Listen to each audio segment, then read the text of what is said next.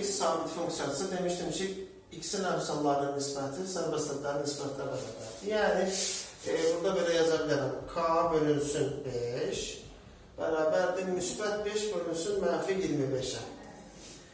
Burada da çarpaz vursaq mənfi 25 vurulsun K bərabərdir 25'in özünə. Biz bilirik ki mənfi 25'i mənfi 1'ə vurulanda 25 edir. Deməli K'mız mənfi 1 imiş. İndi mənfi 1'i burada yerinə yazacaq. Olacaq fx bərabərdir mənfi x üstəcələk 5 bölünsün 5 qısır 25. Ondan sonra davam edirəm. Buradan mənfi 1'i kənara çəksəm nə olar? X çıxaq 5 qalır. Vurmayla. Buradan da 5'i kənara çəksəm nə olacaq? Yenə x çıxılsın 5 qalacaq. Görürsünüzsə sürətlə məxrəsdə eyni ifadələr var.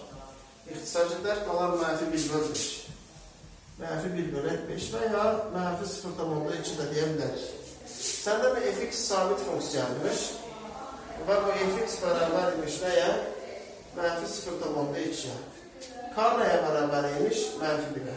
K'sı da mənfi 1'ə bərabərdir. Sabit funksiyalarda mötərizənin içində nə yazırsan ya? Cavab həmişə sabit qalır. Ona görə sabit funksiyadır. Deyib ki, K üstəcələk f2.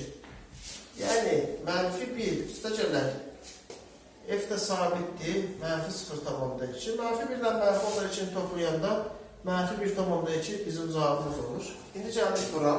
Bir çox uşaq buna fikir verir, amma heç soruşmur. X bərabər deyil, 5 nə deməkdir? Çünki burada fikir verirsə, məxrəcdə 5 çıxıq 25 var. X-ə 5 verəndə nə olur? 25 çıxıq 25, məxrəc olur 0. Məxrəc 0 olmasın deyə X-in 5 qiyməti bu funksiya üçün yoxdur. Bu qədər. Cavab da 1,2-dir mənim.